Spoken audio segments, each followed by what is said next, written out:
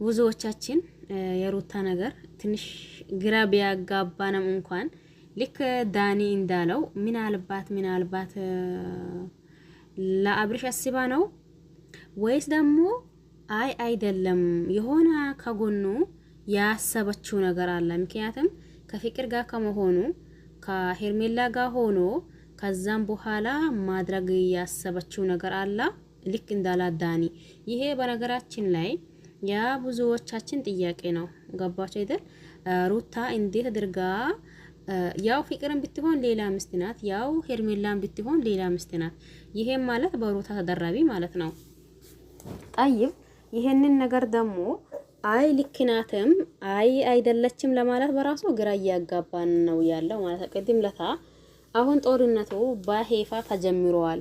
ከዚህም በኋላ ፍቅር እንዲ ነበረች እንዲ ሆነች ወይም ደግሞ ፍቅር እንደዛ ነበረች እንዲ ያደረገች እንዳትሉኝ ሁላችሁም ይሄንን ነገር ሲሙልኝ እያለች ፍቅር ራሷ ማጥታ ከሩታ ጋር ማጥቶ ሲያወሩ ቆይቶ ነበር።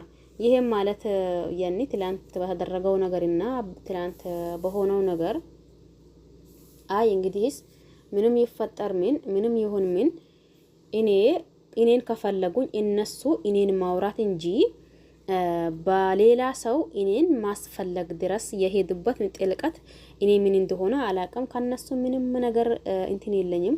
ነገር ግን ደግሞ እነሱ ተውኝ ቢላቸው እንኳን ሊተውኝ ስላልቻሉ ዛሬ የመጨረሻው ጥንቃቄ እንዲሰጣቸው ነበር ያለችው ፍቅር ማለት ነው። አሁን ደግሞ ዳኒ ሩታ በምን ምክንያት እንደሆነ እኔም ነገሩ ግልጽ ባይሆንልኝም ነገር ግን ደግሞ እናንተ ለምትወዱት ሰው ገባችሁ አይደል?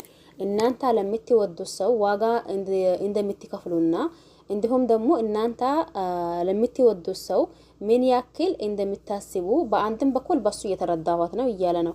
በነገራችን ላይ የሩታ ሁኔታ ለምን የሚለው ብዙዎቻችን ጋር አለ። ምንም ይሁንና ምንም ያው ባለፈውም ተናግራ ነበር። አሁንም ድጋሜ ያንን ነገር ራሱ እየተናገረች ነው። ምክንያቱም አብርሽ ከፍቅር ከመሆኑ ይልቅ ለሱ የምታስበውና እንዲሁም ደግሞ ለሱ የምትሆነው ለሱ የምትጨነቀው ሄርሜላ ናት።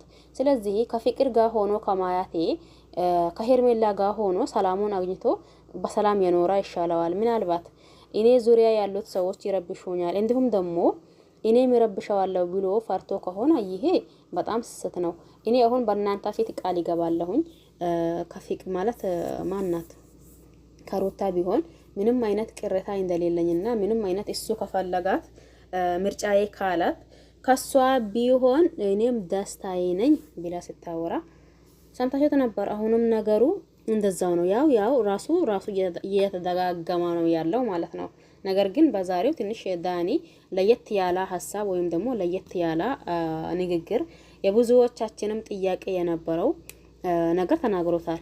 ይሄ ነው ለየት የሚያደርገው።